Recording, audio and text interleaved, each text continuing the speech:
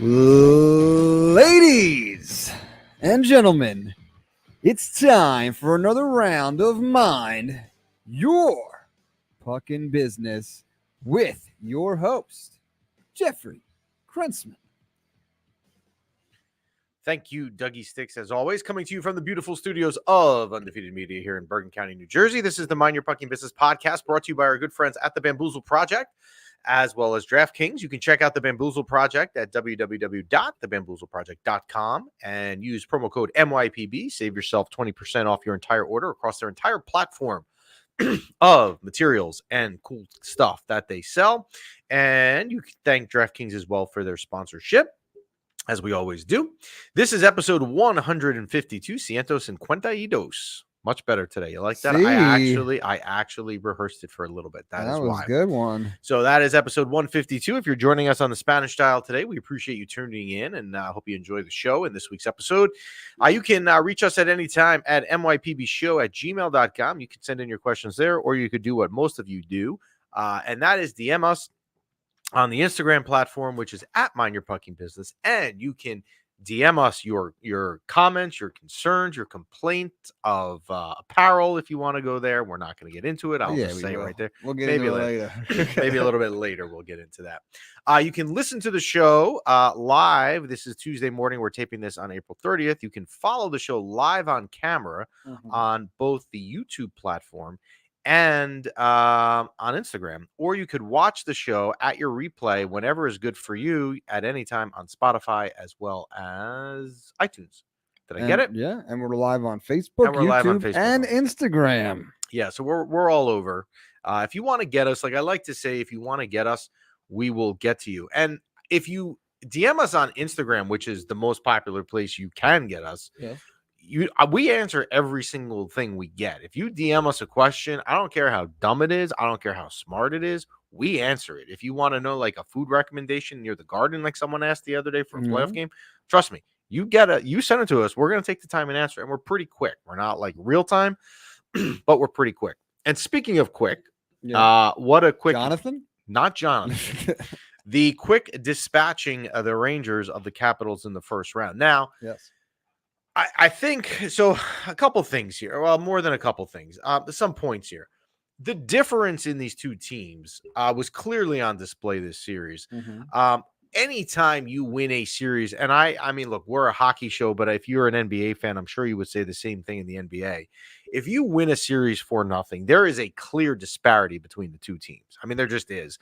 And with the Caps, one thing that we talked about 2 weeks ago, and I didn't want to talk about it too much, and now seeing what we know on the other side, I kind of wish we did, was this stat that the Capitals made the playoffs and they had a minus 37 goal differential in the season, which is incredible. If you think about it, you let in 37 more goals than you scored during the course of the year, and you still found a way to make the playoffs. You're probably not that good of a team, and the Rangers proved that. Now, B-Rock, our executive producer, as well as Devil fan, and he's not wearing the Devil hat today, I can see in the corner, had a point about 10 minutes before we went on the air, and he said, look, I don't want to be a hater, but the Rangers didn't really look dominant in the series, and I think he's right.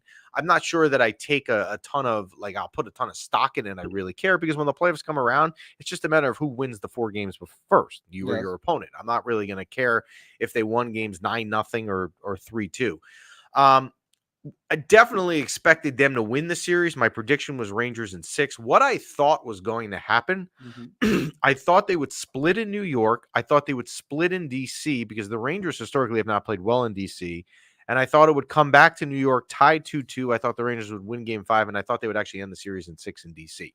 That was my thought, and I would have been fine with that. But I'll take the 4-game sweep. And what you remember here, and we've talked about this, the importance from an historical standpoint of teams that win the Stanley Cup, the one team that gets to the 16th win, which is what you're all trying to do to reach the ultimate goal. Most of them, if not all of them, at some point had a short series. Teams are not going 7 or 6 games every round and then getting to the 16th win. So to get that and get really what will be a week off, I do not think, I was told yesterday, and I don't know if it's correct, but that game 1 will probably be next Monday. But if you look at the fact that game 4 for the Rangers was Sunday, they're going to have a quick. I mean, I'm not gonna have a quick. They're gonna have a long time here to get a break, which is good, and they can use it. So you take that knowing that it's supposed to be a stepping stone to get to the 16th win. Well, let's just say best case scenario, right? Which I predicted this week, but that's a whole other story. They're 3-1, Hurricanes and Islanders, and they play tonight. They play tonight in Carolina. Okay, so let's just say the Islanders win. Then they wait 2 days, right? So not then tomorrow. it would be Thursday, and Saturday would be Game 7. Saturday Game 7, and then they would probably give them 2 days. Right. There you go. So best case scenario, for you want the rest, you're looking at like a Tuesday or Wednesday game. Well, I think so.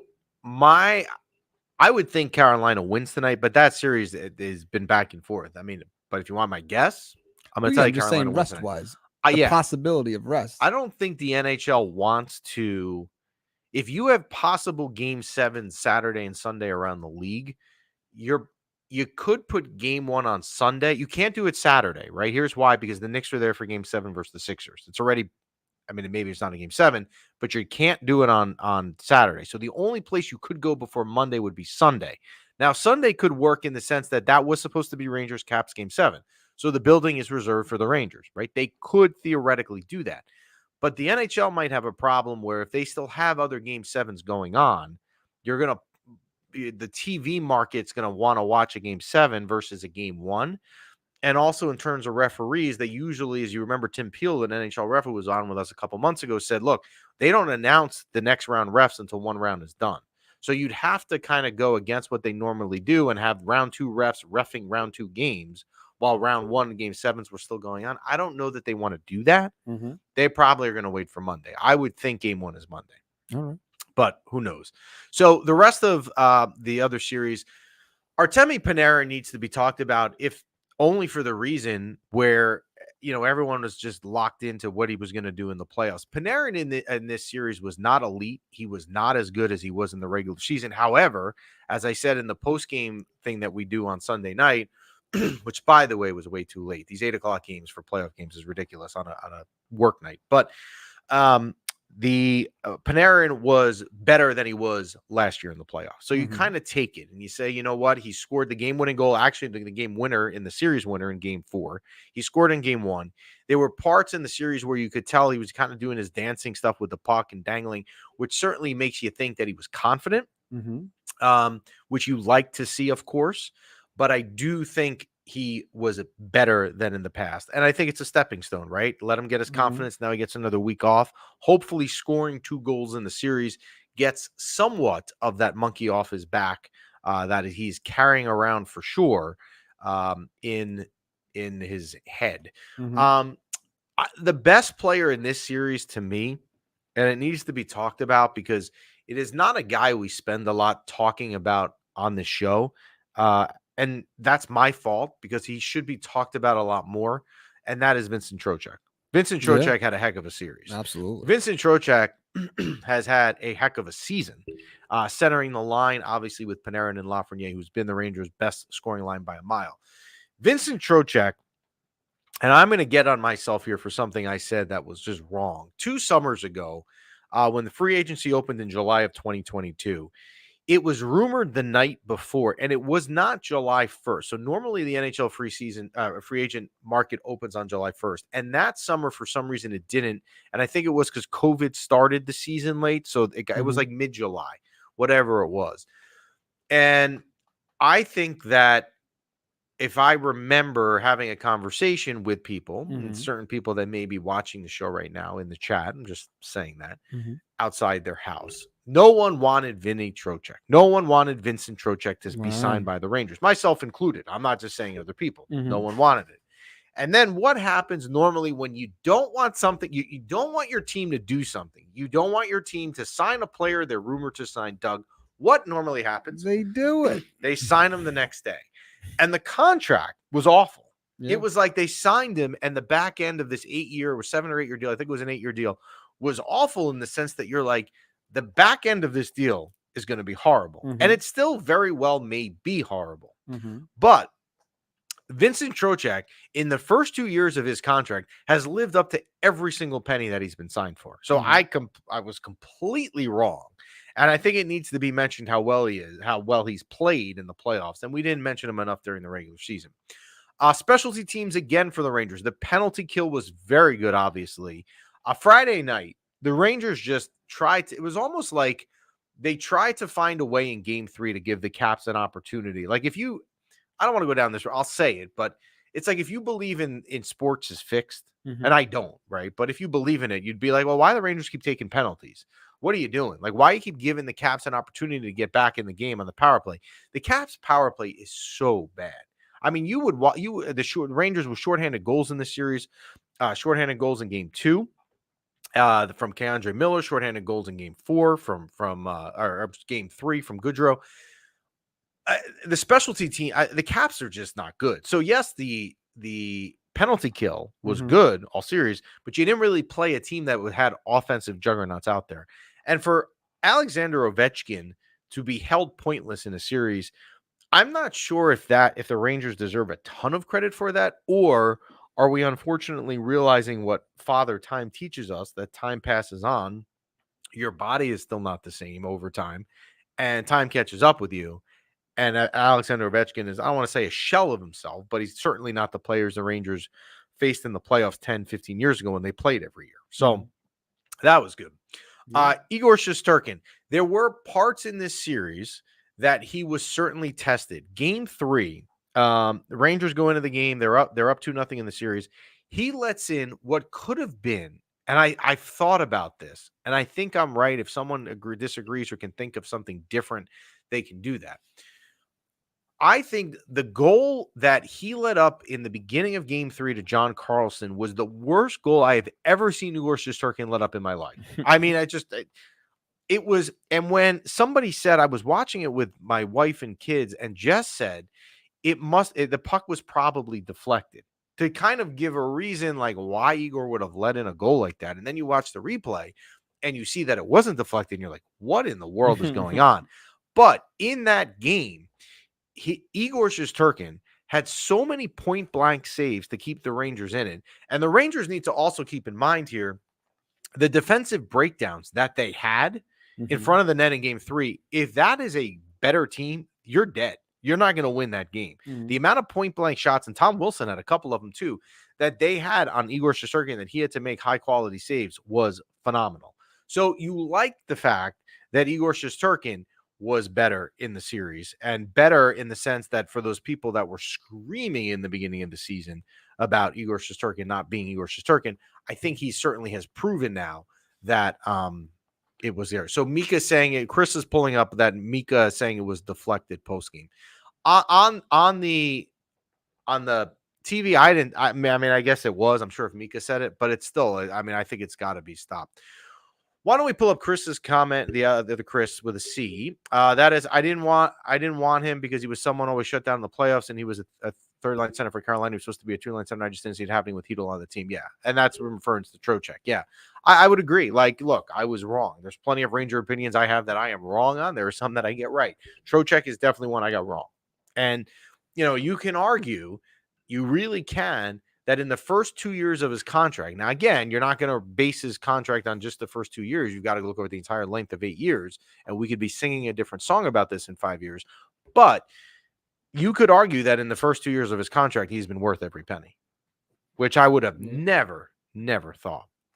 So for the Rangers, look, you don't control who you play. That was the reward for winning the President's Trophy and winning the division, in the sense that you got to play a team that clearly was not of playoff caliber as the other teams in the league were. And if you think about it like this, Carolina, who was basically on the Rangers' tail for the last 3 to 4 weeks of the season that they held off, Carolina had to play the Islanders. And we can get into that series, and we will in a couple minutes. Even though Carolina is up 3-1, Carolina is having a very difficult time. You cannot even compare the strength of opponent and playing the New York Islanders versus what playing the Capitals was. And Nikolai can wish it was Detroit, but I don't know how you could win. I mean, after you saw, Nikolai, what you got from Washington, I don't know how you would want anyone else. I mean, you had as much of a cakewalk as you could.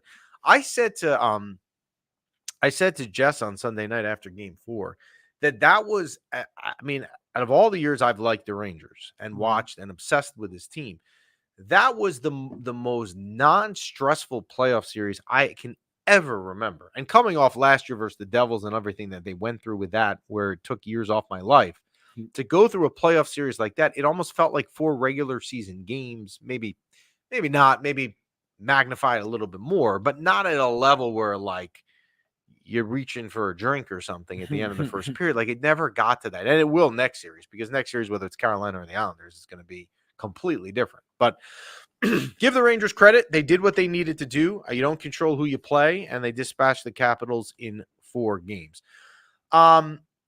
Couple Instagram comments I'll pull in. Trocheck was my favorite pickup from Matthew. Trocheck was my favorite pickup since we got him. He works hard. He makes plays happen on the ice. That is absolutely correct.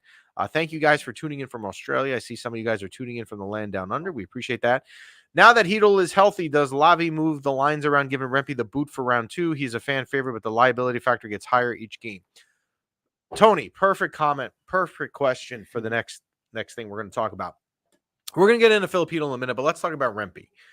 We posted a clip last week about Rempe and how what? Remsanity. Remsanity. Yes. Yes. We posted a clip about Rempe last week. Yes. And I understand, like, look, this whole what I love about MYPB is 99.9% of the people who comment, right, are completely knowledgeable hockey fans. Like, everyone that watches us, everyone that comments on the chat, even during the shows, are knowledgeable, right? And I think that's great, because when someone has a different opinion, it's coming from a knowledgeable source, meaning that you may not agree with me, but your point is probably valid. And I hope you view us the same, where if we don't agree with your point, you view us valid, because we all kind of know what we're talking about. Mm-hmm. So the Rempe clip garnered more of a reaction than I've ever seen anything do. Mm-hmm. And here's my conclusion, and I may get killed for saying this, but I'm just going to say it. Mm-hmm. I don't understand why people are treating Matt Rempe like he's Henrik Lundqvist, defending him till the death. I just don't understand. I like Matt Rempe. As a matter of fact, there's never been a player in my life that has put on a Ranger jersey that I don't like. I have to. If you support part of your family. There was a guy, and old Ranger fans will know this. B-Rock may not know this. I don't know if B-Rock was old enough, because it was the Devils. There was a guy on the Devils for years when they were winning cups called Bobby Holik. Okay. I couldn't stand him, because Bobby Holik was a checking line center, and he would shut down in the Rangers every single year. Every game they played, they would match up Bobby Holik, who was a third line guy, versus the top line of the Rangers, and shut him down. I hated him. He never scored against the Rangers, or he did here and there. And in the summer of 2001, it was either 2000 or 2001. I think it was 2001. He became a free agent. Again, like Trocheck, what are the Rangers going to do, Doug? They're going to go get him. They're going to go get him. And they got him on July 2nd. Free agency over. I remember I was in college at the time. The second Bobby Holik put on the number 16 sweater in the Rangers, I was a fan. So whenever even if I'm not, even if I'm not, and I'm a fan, I don't have anything against Matt Rempe. I really don't. But when you look at game 1, 2, and 3, and you see him taking penalties, what is the love here? Why are we treating this guy like he's Henrik Lundqvist? I don't know. I don't understand. And during the intermissions too, like that's all they talk about. Yeah, it's Remsanity. It's gotten. He plays 5 minutes a game. It's gotten to a point here where it's just very, very bizarre. Like I'm not sure why this is still happening, and why we're viewing him this way. Let me ask you something. Maybe I don't know, but maybe this is one of the reasons. Could it be because the Rangers aren't really usually that kind of player, that kind of physicality, that kind of big bruiser, that it's a little bit different and people are gravitating toward it? So that could be part of it. I could live with that answer, right? If you told me that the Rangers don't usually have that player, yeah, That's fair, right? Because I've said this all the time. Probably said this in 125 of 152 episodes. The Rangers are not physical enough. That is the MO of their franchise. So maybe there's that you finally have this tough guy. Like the Ranger fans loved Sean Avery. I loved Sean Avery. Matter of fact, I loved Sean Avery when he did the stupid thing in front of Martin Brodeur waving the stick in Game 4 of the 2008 playoffs. I loved that. I thought it was hilarious, but he was effective and he got in people's heads. I just don't understand. And again, I'm not a Rempe hater. I just don't understand. We have a guy that is constantly putting our team shorthanded when we're up a goal in the playoffs, and people are acting like he's Mark Messier and we should be giving him the keys to New York City. I just don't. Insanity. I don't get it. And I'm not, David, to answer your Instagram thing, I'm not hating on Rempe. I've never hated on Matt Rempe, but I'm not the person that's like going crazy over this guy nonstop like so many other people are. That's where I draw the line. Look, I'm not hating on people him. defending him on Instagram. Just joined. Are you hitting on Rempe again? Yeah. I'm not hating on him, but I'm not going to sit here and defend him like he's Henrik Lundqvist. Uh-oh. Antoinette says Sean Avery loves Rempe too. He does. Good. Now, so to answer the question, let's go back. Yes. Can we pull up David's comment? Because that's a great point. If the Rangers play Carolina, and his comment is penalties against Carolina will cost the team's game, Carolina will cash in. That is correct. Yeah. Matt Rempe, when he took the penalties he took in game 1, 2, and 3, as we talked about 10 minutes ago, the Capitals' power play is awful. So because the power play is awful, those penalties have a less likely chance or implicating being something that that causes you to let up a goal. They scored what? 3 goals in the whole series off penalties? Two maybe? Yes.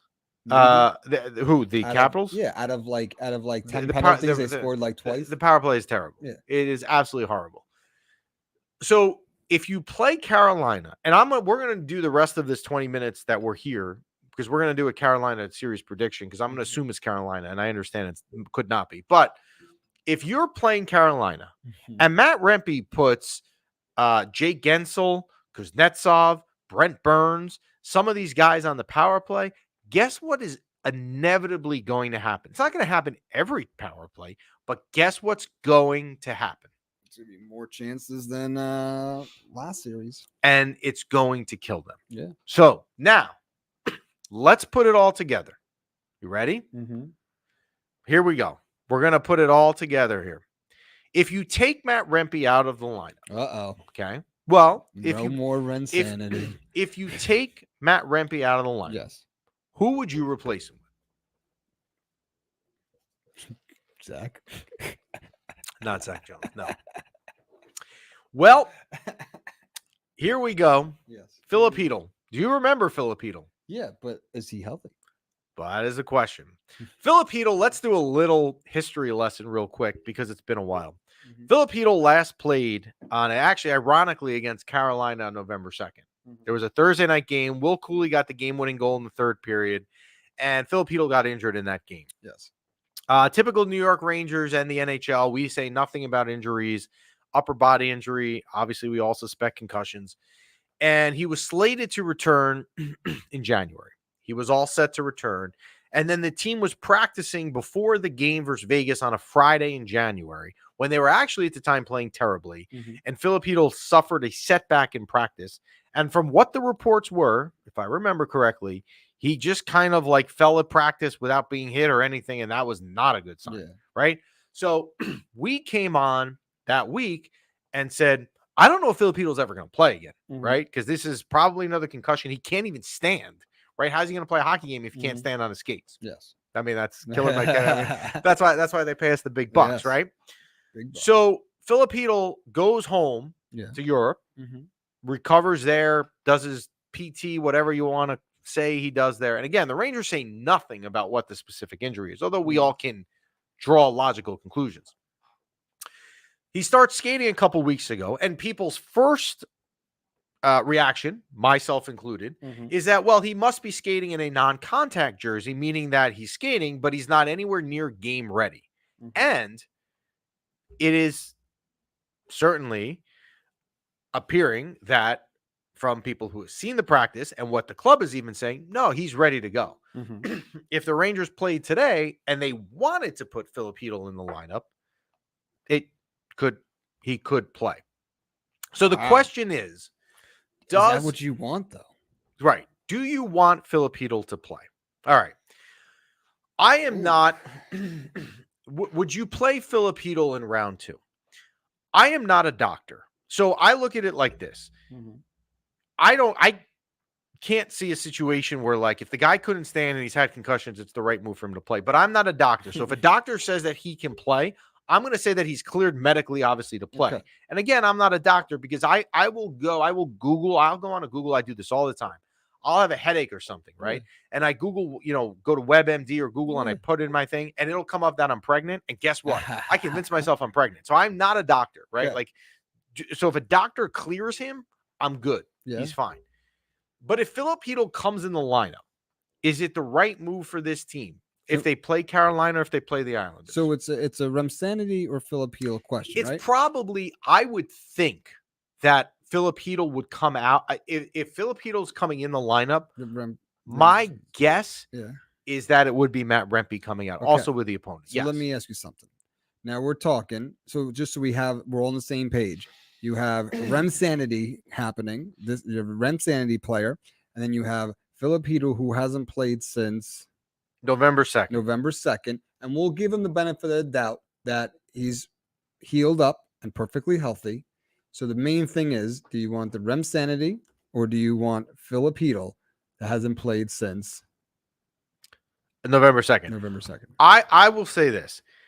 If Filipino is healthy, if he is medically cleared to go and he has been skating in 3 weeks, I will have the lowest of expectations for him in the lineup. Like literally as low as you could go. Okay. You might as well come out and, well, I don't want to name play. I'm not picking on anyone in particular, but I would have no expectation for you. Okay. So we're starting on the ground floor. Okay. You can only go up. If he's medically cleared to play and they're in the Stanley Cup playoffs and he hasn't played since November 2nd, I would think he's going to have a hard time jumping right in and for the first time in 6 months, literally 6 months playing.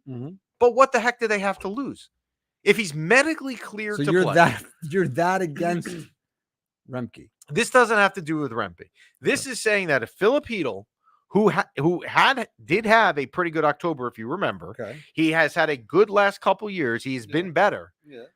By the way, I barely remember what he looks like. Like I kind of have a feeling in my head, like I know he's number 72, but like I always think, like I know what he looks like, but I just haven't seen him in a while. Why not? Right. Why not put what is the problem? If he's medically cleared to go, I don't have a huge expectation, but can he hurt? No. And if he hurts, you take him out of the lineup the next game. Well, I would ease him into it. Like, I wouldn't start the game with him in. If you have a nice little lead, you give him a shift here and there. I wouldn't just go right. He's not going on the top line.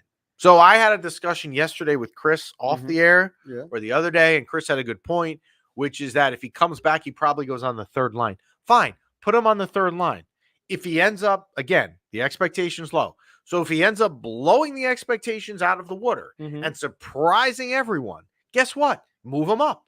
Maybe. But now you're messing with Mojo. You're messing with I'm not messing with Mojo on that line. I'm messing with Mojo with Kreider and Zibanejad, who still don't have a right wing that works. He would go there to me. But put him on the third line. Okay. Give him limited minutes. Again, I'm not saying put a guy with a concussion in a lineup because I'm trying to risk it. All I'm saying is if he's medically cleared, and again, I'm not a doctor. So I'm going to go on the Rangers knowing they're not going to risk someone's livelihood, as his Filipino's not going to risk his livelihood in the next 75 years he has of his life to getting another concussion if they think it's dangerous. If he's cleared to play, Filipino should be in the lineup versus Carolina or the Islanders. I don't even think it's a question. He should be in the lineup. Okay, so who's his line mates? I would think he probably goes to the third line. Which is? The Kakko line? Yeah. He probably plays with Kakko and Wenberg. I guess. I don't know.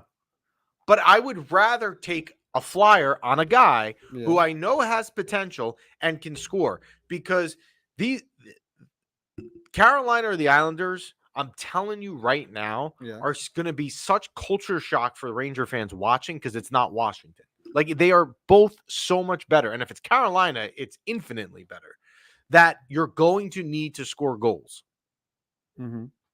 So to me, Filipino should be in the lineup. The question I had for you is basically the same question Owen has for you on Instagram. Mm-hmm. Because the lineup is set, the boys are playing well together, and you don't want to break up the chemistry. Keep him as an extra in case someone gets hurt. Their winnings don't ruin the line. So I agree with Owen. However, the opponent is different. The lineup was set because that lineup was geared to play a Washington team that is not that good.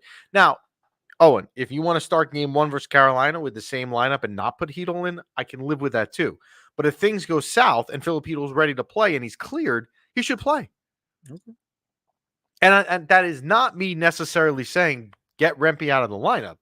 I'm not saying it's him he should replace. I'm assuming that's who it would be. Well, you're saying it's Will now. If it's on the third line with Wenberg and they're not Kakko. replacing Will Cooley. No, but you just said he wanted playing with Wenberg and Kakko on the third line. But then Cooley could go to the fourth. I'm not sure where they're going to do it. And then what happens to the fourth line? That I don't know. That I don't know. Rempe's out of here. Yeah. But it is funny. It is funny watching all the intermissions and stuff, and they talk about Rem sanity. Yeah, I agree. But it's too much for me. You're not drinking the Kool-Aid. I'm not drinking the Kool-Aid. So Rangers move on. So Carolina plays the Islanders in Game 5 tonight. Now that series has been really interesting. The Islanders were down 2-1 in Game 1. It was either I think it was Adam Pelech or Pollock, one of their defensemen. I think it was Pollock. Had an opportunity to tie the game in the third. Mm-hmm. Couldn't tie the game. Mm-hmm. They ended up losing 3-1 on an empty netter, so they could have won that game. Yeah. Game 2, they were up 3-0 in blue. So now you lost 2 games in Carolina. You could have easily won. At worst, that series should have been 1-1. The Islanders could have even won both those games. Game 3, they started off terrible and they came back, but fell short, and then they won Game 4. Mm-hmm. So this is a series that, look, it's very hard to come back in any sport down 3-0, and B-Rock will tell you that his Red Sox did it in 2004. But we don't talk baseball on the show, so we're gonna let that one fly. But could they win tonight? Yes, but it's very hard to see the Islanders winning 4 games in a row versus Carolina. It's very hard for any team to beat Carolina 4 games in a row. Yeah. But I guess tonight will be interesting. Carolina, I will say this, is, I think, favored much more than they should be. Like on the money line tonight, the Islanders can win. Carolina is a pretty heavy favorite. I think it was minus 230, which is for hockey on a money line on a playoff game pretty high. So we're going to go off the notion here that they're going to play Carolina. We're going to do a prediction. We're going to pretend they're playing Carolina. Sure. If the Islanders end up coming back and winning 4 in a row, you just got a bonus prediction of a fantasy world, right? Yeah. And then we'll have to come back and multiverse. then we'll have to come back and do a prediction do a special show. We'll have to do an Islanders show, which would be fun. All right. So Rangers versus Hurricanes round 2. Carolina is the team, if you've listened to us all season long, is the team that I have feared the most. And if you remember in our picks before the season even started, before the Rangers had the year that they've had, I picked Carolina and Edmonton to play in the Stanley Cup Finals, meaning I had Carolina coming out of the East. And all they have done since then, if you think about it, is had a great year, right? They finished a point behind the Rangers, so it's not like they've had a bad year. And they went out at the deadline and added Jake Gensel and Kuznetsov. So all they've done is added better pieces to their roster and been better. So this is a massive step up in opponent versus Washington. I mean, it's almost polar opposite. And I don't mean that as disrespectful to Washington. I mean that more complimentary to how good Carolina is. So how much does home ice matter? Well, Carolina has won in the Garden before. As a matter of fact, one of the Rangers' worst games this year was in January at home versus Carolina. So Carolina can win in the Garden. The Rangers also showed you they won in Carolina this year, 1-0. Igor had a shutout. But they also, the better indicative thing, that they can win in Carolina. They won Game 7 there in 2022 on the road 2 years ago. So this is a very hard series to predict. I cannot in any way, shape, or form see this series going any less than 6 games. This is not a 5-game series.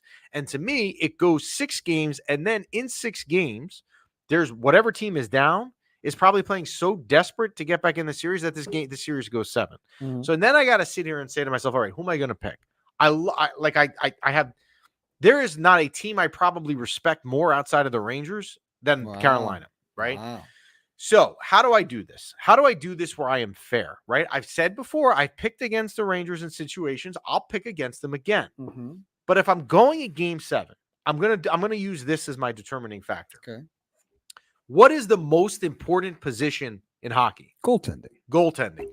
Which team out of these two in a matchup definitely has the better goaltending advantage? You have the best goaltender in the universe. Igor Shesterkin is better than Freddie Anderson.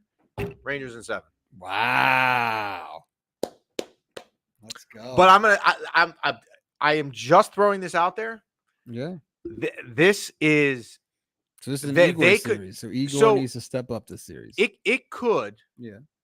if you look, and I don't know why Vegas did that. It's a total disrespect to the Islanders. Mhm. This series line is already out for the Rangers and Hurricanes. Wow. And you may be surprised to know the Rangers are underdogs. Wow. Carolina is favored. Wow. Not by much, but it will show you something that if the Rangers won the President's Trophy, Yeah. okay, Okay. and they are not favored in the series, Mhm.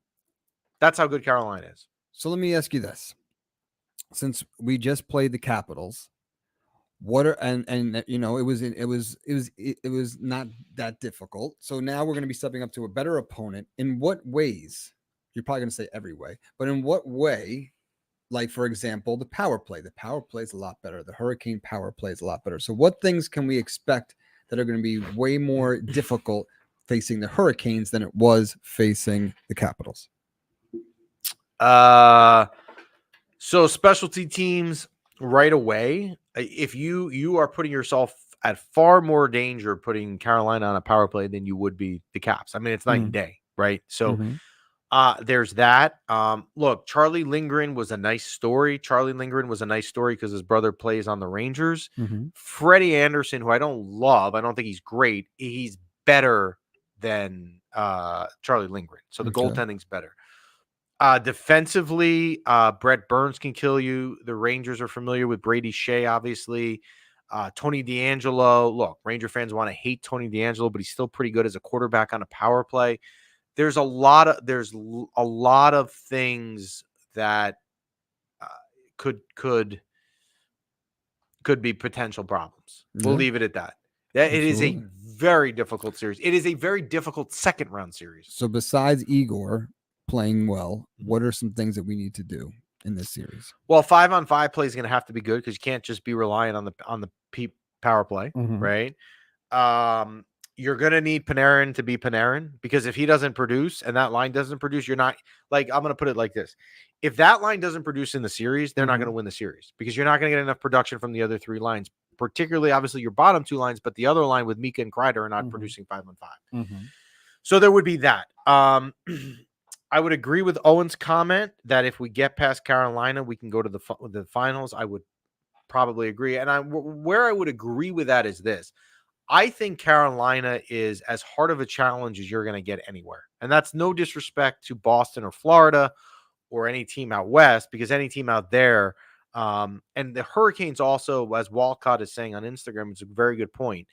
On their penalty kill, they are very aggressive and constant pressure. And they play a puck pursuit game. Like Rod Brindamore, if you've watched any Ranger Hurricane game in the past, the Hurricanes will literally slam you with pressure. They will pressure you on the puck all the time.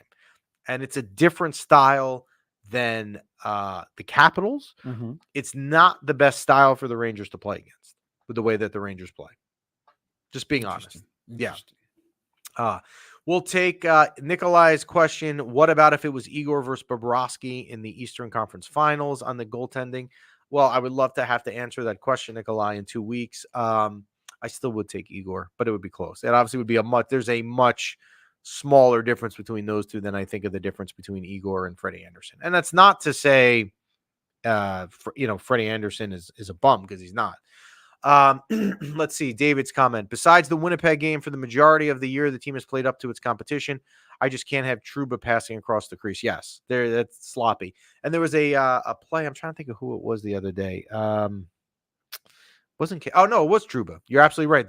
We're thinking of the same play where Truba passed it across the crease. Yes. So yeah, I mean, look, they play up the competition. The Rangers can beat Carolina. I'm not sitting here. I mean, I just picked them in 7. So I'm not telling you that the Rangers can't beat Carolina, but you also can't sit here and tell me that it's going to be easy, or you'd be shocked if Carolina eliminated the Rangers, because you wouldn't. If we meet Florida at the conference finals, that's going to be tough. That's from Michael. I would agree with you. Chris is going off what I'm saying, the other opinion, which is that Florida is better than Carolina. Michael's comment. I'm happy the Rangers swept Carolina, but the Caps and Isles are 2 teams that really don't belong. I think so. Look, the Rangers and the Hurricanes are definitely the 2 better teams of the 4. I do think the Islanders are a step above the Caps. I do think if somehow, some way, the Islanders won the series and came back here, which I don't think they will, I don't think the Rangers would have an easy time with the Islanders either. I would be more confident, but I don't think it would be an easy thing. And it wouldn't be the situation where I'd be shocked if the Islanders beat the Rangers, because I wouldn't. Sitting in the blue, why would Carolina be favored? We've been through this before with this team, the ins and out. We know them well. Why would they be favored? Nobody gives the Rangers credit. It's a fair question. It's a fair question because you sit there and you look at it and you say, okay, this team won the President's Trophy. They had the best record in the league. They finished above Carolina in the same division. Why are they not favored? And they have home ice? Yeah, it's a slight on the. It's not. I look at it like this. If I knew why Vegas did things the way they did, I'd be a lot richer, and I don't. But I think it's not so much a slight on the Rangers. I think it's the same way that I feel, where it's just the amount of respect that you have for Carolina. Like, Carolina is good. Carolina is very. I mean, and you look at it like this: you have games 1 and 2 at home. I would almost sit there and say I would, if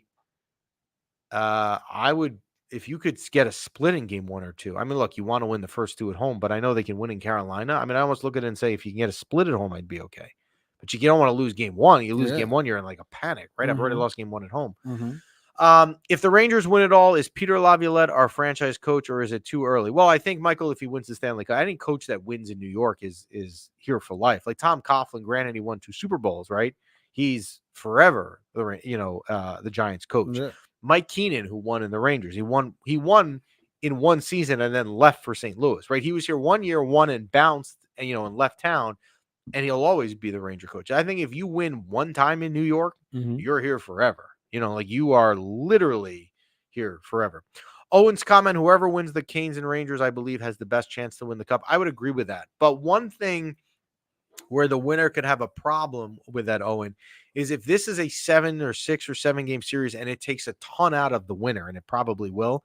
Again, it's going to be pretty difficult to go the distance, but that is where the sweep of the first round was super, super important for the longevity factor.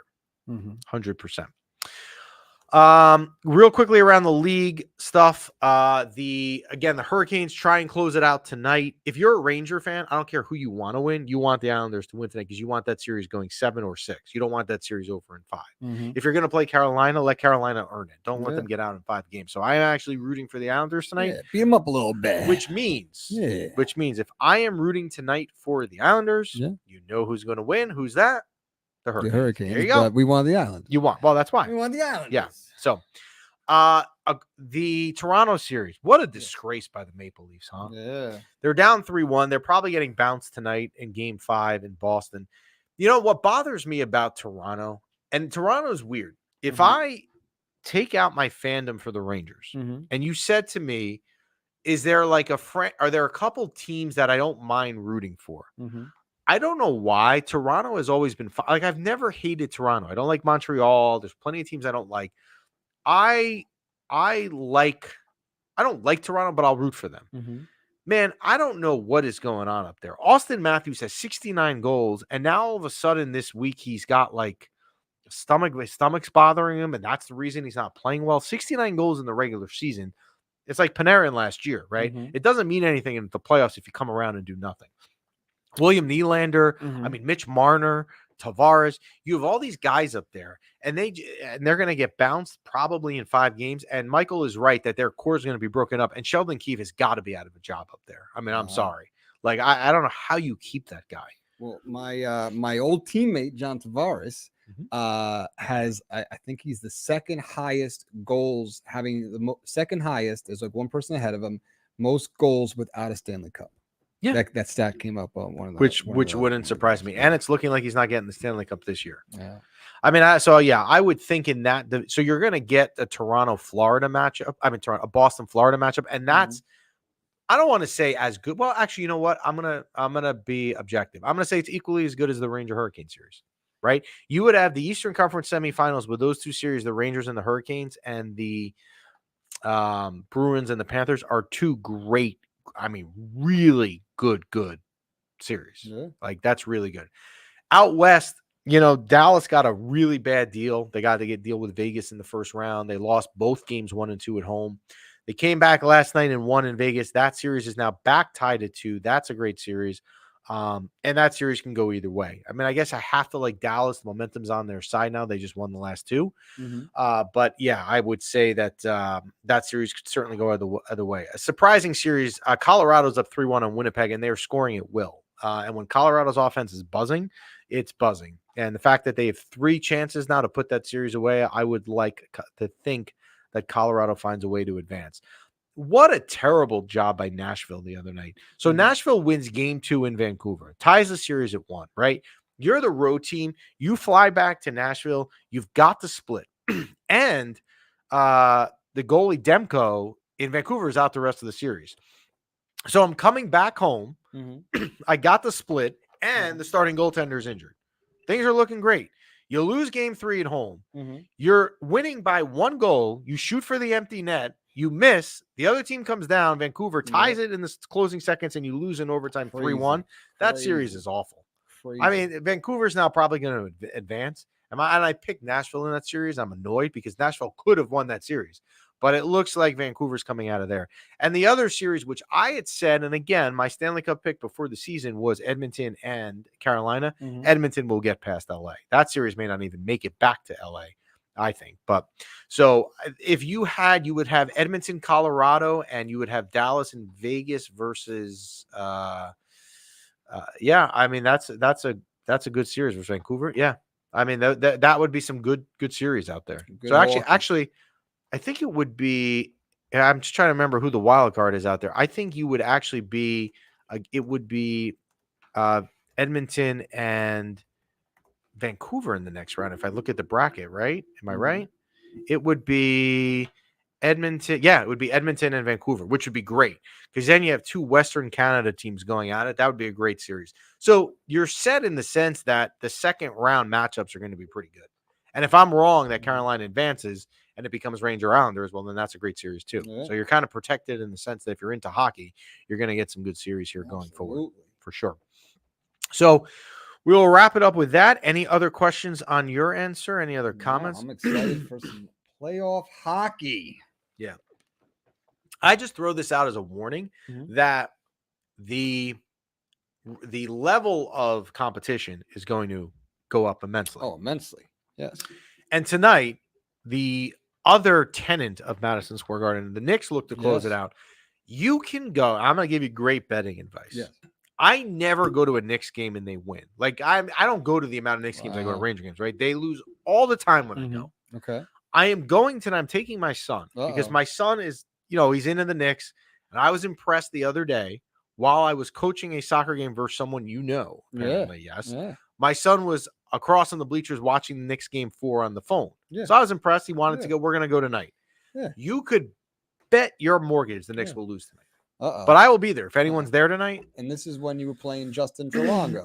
Yes. Nice. Yes. Shout out to Justin. What's up, Justin? What's up, Justin? Okay. The Rangers next round will have to be playoff hockey. Yes, that is correct, Michael. So we shall see there going forward. You want me to bring it up? I'm going to bring it up. We let people talk about. We did this thing last year. Wait, are you talking about? Yes, we're going to talk about it. The flannel? Yes. So we did this thing last year on the fly. Yes. Someone had asked, we didn't do it every game in the playoffs for post-game reactions, right? So the buzzer hits 0. I come on, I record a minute, 2-minute video. Post-game interview. Right, post-game interview on the fly, right? So like raw emotion in the moment. Yes. Okay. We did a poll a couple weeks ago. Yeah. Do you want us to bring it back?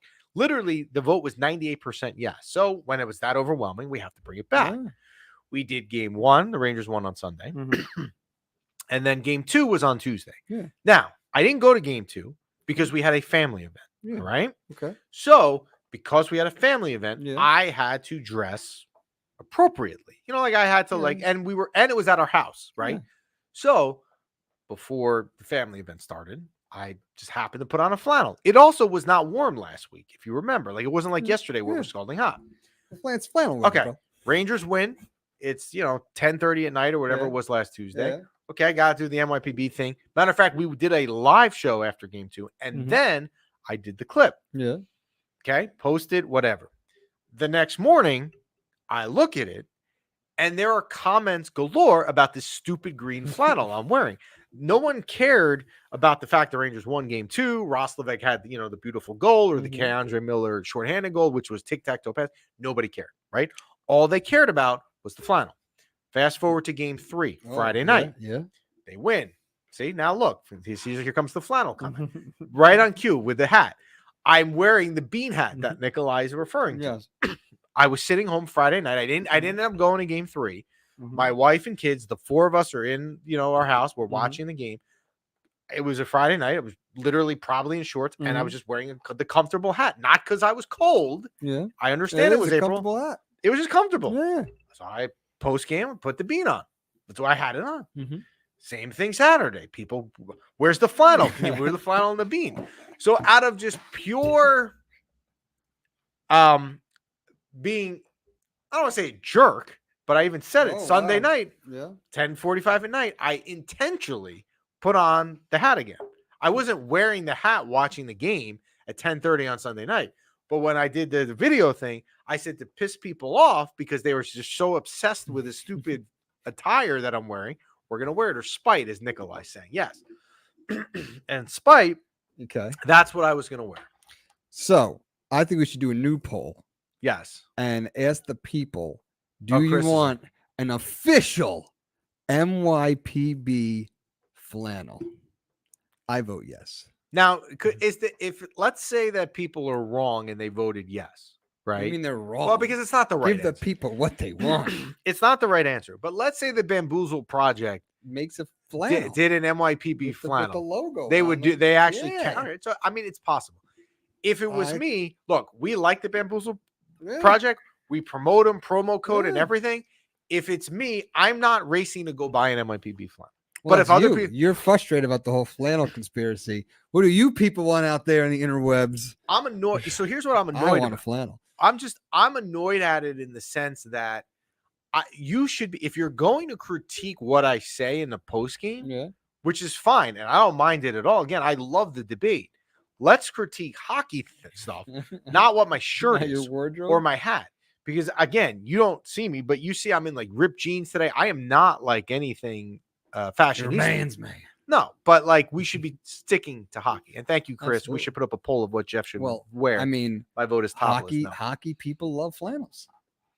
Hockey people love flannels. Yeah, I feel like flannel's a very hockey piece of attire. So here's your homework assignment for the week, because you're off until Monday now with game 1. You have a break. Yeah.